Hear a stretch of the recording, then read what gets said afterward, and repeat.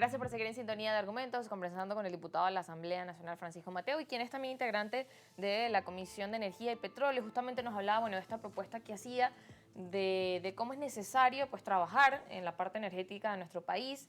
Desde hace mucho tiempo tiene una propuesta como, también del tema de la reforma de la ley de hidrocarburos y una propuesta que en este sentido, ¿cómo ha sido tomada? Usted mencionaba que, bueno, hay que llevar las propuestas con cifras, con datos, y parte de esas cifras también en este mismo programa las ha traído, las hemos conversado.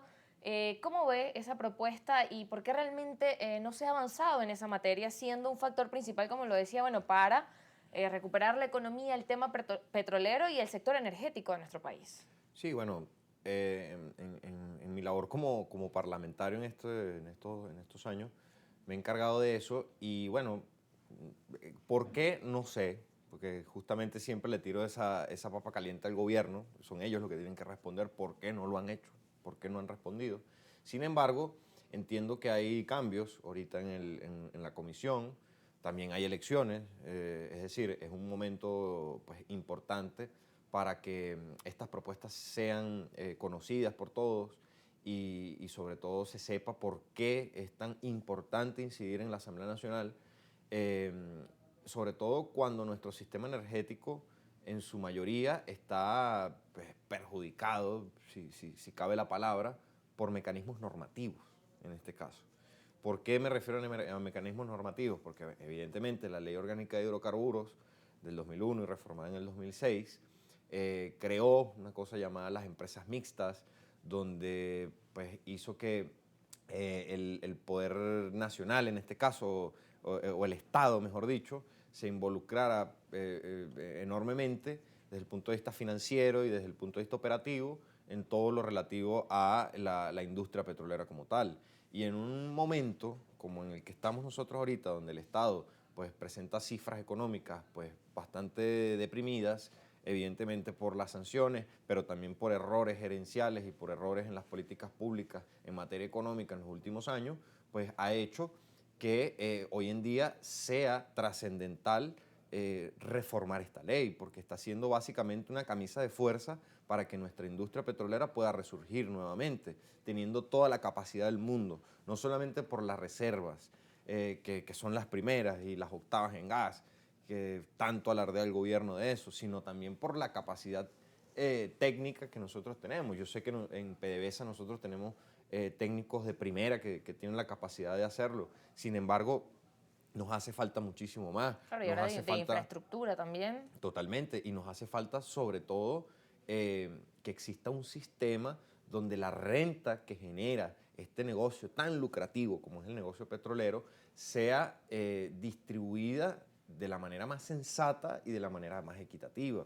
Nosotros, los venezolanos, fácilmente nos hemos podido copiar, no me gusta usar esa palabra, pero hacer algo Bueno, parecido a lo usar que de hicieron los modelo, quizás. noruegos. Los noruegos construyeron en los años 70 un fondo donde el 95% de los dividendos que genera la industria petrolera van hacia ese fondo. Ese fondo lo administra un ente independiente al gobierno que sencillamente se encarga de administrar el dinero y de invertir también lo que se genere allí. ¿Y usted sabe quién es el titular de cada una de ese dinero como tal? No es el Estado, no es el rey, porque allá hay un rey, de paso, eso es una monarquía. No es el primer ministro tampoco, no, es cada ciudadano. ¿Con cómo o bajo qué mecanismo? Bajo una cuenta fiduciaria adscrita a ese fondo, que es básicamente un banco gigantesco que recibe todo ese dinero y que lo reparte en partes iguales para cada connacional. Viva dentro del país o viva afuera, sea millonario o sea muy pobre.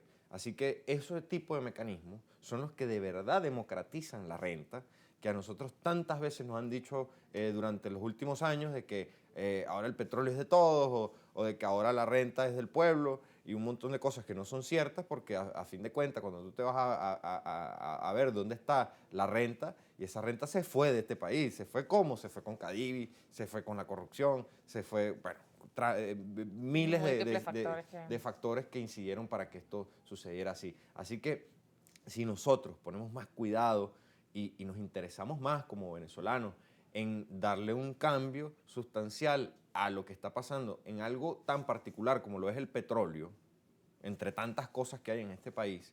Claro, porque a veces Son, el foco se va como entre tantos conflictos que hay, entre toda la dinámica política y muchas veces este punto, como lo mencionas, del petróleo, no es siempre como el centro del debate, sí, cuando debería ser siendo al tan contrario, esencial. cuando debería ser al contrario. Yo creo que no debe haber venezolano en este país y fuera de este país que no comprenda cómo es la dinámica petrolera, cuando en nuestro país vive básicamente en un 95% de lo que genera el petróleo y lo que genera los dividendos producto de la industria.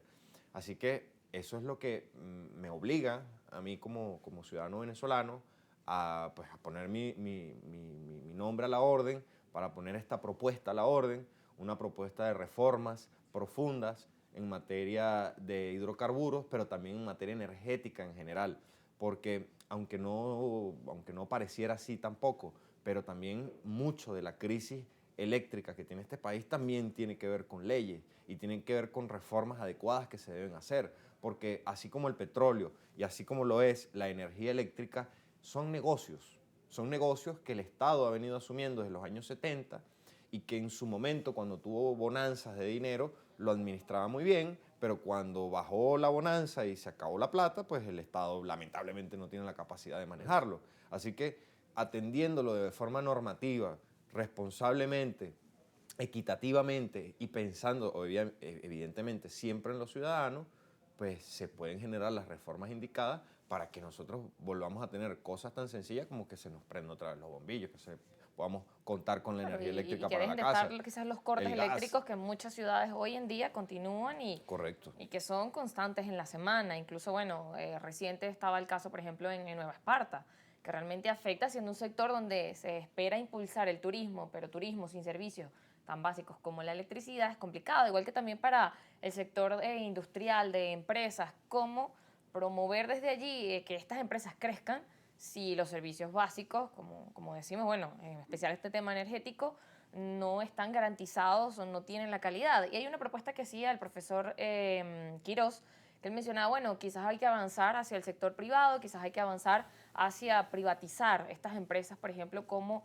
la parte eléctrica. ¿Qué considera acerca de esas propuestas? Mira, yo creo que más allá de privatizar todo, porque yo sé que eso, pues a los venezolanos tenemos malos recuerdos de las privatizaciones, pero sí puede haber un mecanismo mixto donde entre el sector público y sectores privados puedan asumir inversiones importantes que hay que hacer y al mismo tiempo planificar de manera más efectiva lo que es la coordinación y la gerencia del servicio energético en general. Cuando me refiero al servicio energético en general es luz, es gas, es, sí, bueno, energía eléctrica como tal, en el amplio sentido de la palabra, gasolina, y esto tiene que ver con la gerencia, exclusivamente de la gerencia. En relación al tema eléctrico, nosotros deberíamos volver o retomar, viéndolo de manera detallada, lo que era la descentralización gerencial en materia eléctrica específicamente, cuando existía Cadela en los Andes, cuando existía Corpoelec aquí en el centro, porque de esta manera cada una de estas empresas buscaba la forma de autoabastecerse y de abastecer, mejor dicho, toda la factura de clientes que tenía pendiente. Claro, Sin como una embargo, en región este pequeña. momento, con la Corpoelec de hoy, que es un sistema centralizado, toda la energía eléctrica depende del Guri. El Guri está sobrecargado en este momento, también porque han habido muchos problemas con la inversión en materia de termoeléctricas, en materia de las hidroeléctricas también de Occidente, que son cosas que se tienen que estar vigilando y que desde la Asamblea Nacional debe servir también como tribuna para denunciar casos donde no se esté cumpliendo la ley y donde estén ocurriendo situaciones ilícitas.